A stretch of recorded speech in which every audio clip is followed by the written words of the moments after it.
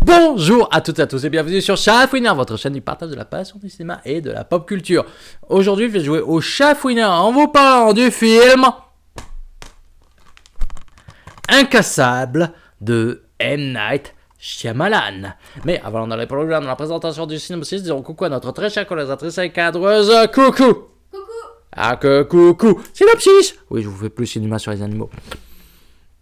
Unique survivant d'une effroyable catastrophe ferroviaire, David Dunn, Bruce Willis, se demande pourquoi il a échappé à la mort sans même une égratignure. Un mystérieux étranger, Elijah Price, Samuel L. Jackson, a une fascinante théorie pour tout expliquer. Une théorie qui menace de bouleverser à jamais la vie de David. Retrouvez Bruce Willis, Die Hard, Armageddon et Samuel L. Jackson, Star Wars Pulp Fiction dans ce thriller qui mêle surnaturel et émotion. Un film captivant, Le Parisien. J'adore ce genre d'introduction, de fin de synopsis. Enfin bref, parlons du film en lui-même. Pour bien vous en parler, bon, je pense que si vous me regardez aujourd'hui, si vous regardez cette vidéo, vous devez savoir que le film date tout de même des années 2000, fin années 2000. Donc oui, il y a de fortes chances que vous l'ayez déjà vu, mais je tenais à vous en parler. Pourquoi ? Je vous en parle tout de suite. Donc oui, on va pas s'en cacher, hein, ce film prend son ADN, tire son ADN, prend racine dans le monde du comics, dans l'univers du comics. Car oui, dès les premières minutes du film, on voit justement un texte de présentation qui évoque le ratio de vente des comics aux États-Unis et ça met tout de suite dans le bain. On sent que oui, franchement, ça va prendre racine dans le comics et rapidement, le personnage de Elijah va nous faire comprendre qu'il y a quelque chose derrière le comics, outre l'aspect juste comics, comme on peut en parler aujourd'hui.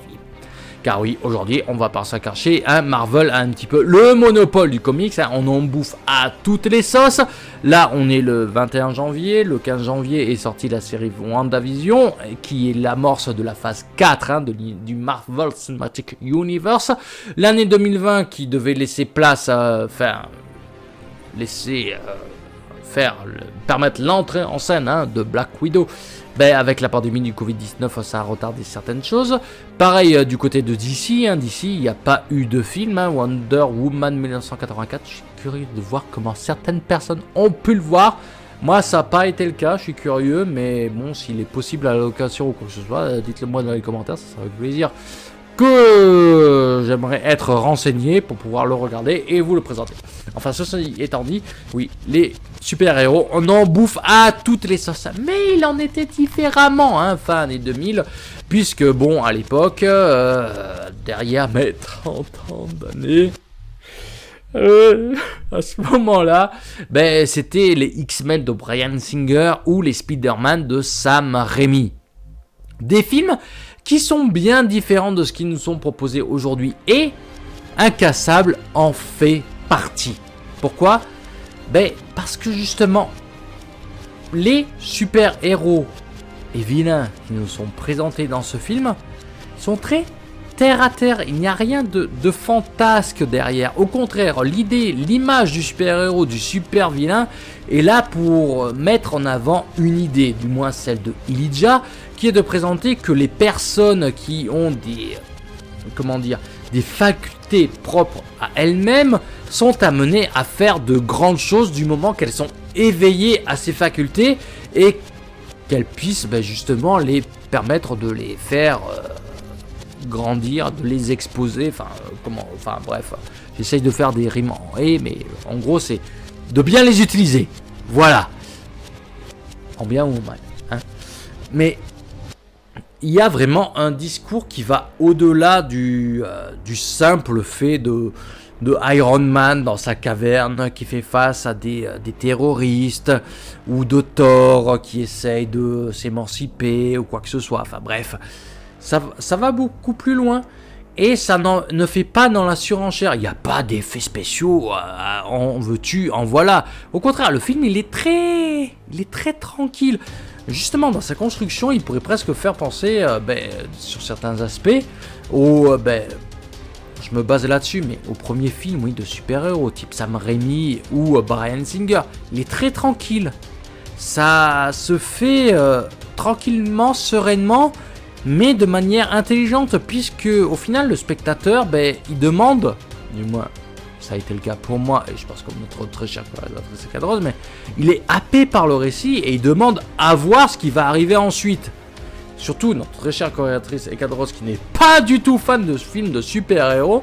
Là, je pense que ce film de super-héros qui est ancré dans le réel, ça a pu lui parler. Là où justement quelque chose de plus fantasque comme je le disais, un Iron Man ou un Thor ou quoi que ce soit, aujourd'hui ça en fait tellement des caisses que oui, c'est du blockbuster hollywoodien. Alors que là, on a vraiment un récit d'auteur. Je sais pas ce que tu en penses, mais oui, elle fait signe oui de la tête, mais vraiment c'est quelque chose de plus profond que cela. Et par rapport au personnage de David, c'est vraiment une origin story, un petit peu à la manière de Peter Parker dans les films de Sam Raimi. C'est vraiment son récit, son histoire qu'on apprend à connaître. Parce que le monsieur, il est quand même âgé, c'est l'âge adulte. Hein, c'est pas un adolescent ou un adolescent ou je ne sais quoi, c'est vraiment quelqu'un qui est ancré dans le réel, qui apprend à faire face à ses forces, faiblesses et à ses éventuels pouvoirs qui peuvent amener certaines responsabilités. Mais quid du personnage de Elijah qui a un rapport assez intéressant avec le personnage principal, un peu à la manière dans certains récits, hein, Lex Luthor avec Superman, c'est un petit peu comme ça qu'on peut voir les choses, parce qu'à la base Lex Luthor et Superman, du moins Clark Kent, hein, on peut leur approcher une certaine complicité, hein. Bon, il suffit de voir comment ça a été adapté dans des séries assez récentes comme Smallville ou quoi que ce soit, hein. À la base ils sont poteaux avant de devenir ennemis. Mais on peut voir la même chose avec Elijah et David. Et le truc, encore une fois, c'est très bien amené. Ça sait faire usage des codes du comics pour le récit, pour se conclure d'une manière inattendue. Comme ça se conclut, moi je suis resté sur le cul parce que comme ça se termine, moi j'étais là. Ça se termine comme ça, c'est pas possible. Je veux la suite. Enfin, c'est assez abrupt, mais c'est en même temps très intelligent. Et ça donne envie de voir, du moins à l'époque, hein, je pense que ça donnait envie de voir la suite, de voir une éventuelle suite. Le problème, c'est que ça s'est pas fait. Mais ça, on va en parler de la suite, peut-être, dans une autre vidéo. Bon, je pense que j'ai peut-être pas tout dit, il y en aurait peut-être encore à dire, mais en tout cas il faut souligner le fait que M. Night Shyamalan a quand même une certaine patte graphique, hein. Il a un sens artistique, hein, vraiment très très intéressant, hein, qui est différent de film en film, hein, parce qu'on s'est enchaîné 2 films du monsieur suite à la suite, enfin à 2 soirs de suite, mais autant les 2 films sont très différents mais très intéressants et ils savent faire le taf. Pareil, la bande-son de James Newton Howard, elle est superbe. Franchement, jamais entendu une bande-son aussi épique sur certains instants pour un film de super-héros. Et ça manque. Là où justement les partitions hollywoodiennes tentent un petit peu trop à se ressembler. Voilà, je pense avoir fait le tour du film. Encore une fois, je pense qu'il y en aurait beaucoup à en dire. Moi, ce sera avec plaisir que j'en discuterai avec vous dans les commentaires. Je parle pas des effets spéciaux parce que en soi, les effets spéciaux du film, il faut très bien le taf, hein. Le film, pour moi, hein, certes, il y a un petit grain, hein, qui se voit dans l'image, hein, propre aux années 2000, mais il a pas mal vieilli, hein. C'est vraiment une œuvre, je pense, intemporelle, une œuvre de référence dans le monde du comics. Donc si vous êtes du même avis que moi ou pas, n'hésitez pas à m'en faire part dans les commentaires du moment que c'est tout poli. Moi, ça sera avec plaisir que j'en discuterai avec vous. Vous connaissez la chanson habituelle, likez, partagez, commentez, abonnez-vous, cliquez sur la petite cloche pour être notifié des prochaines vidéos. Ceci étant dit, j'ai pas plus à vous dire. Je vous dis donc à la prochaine. Ah, je suis content, je suis arrivé cette fois. C'était mieux. Je couperai au montage. Je l'ai dans le mauvais sens.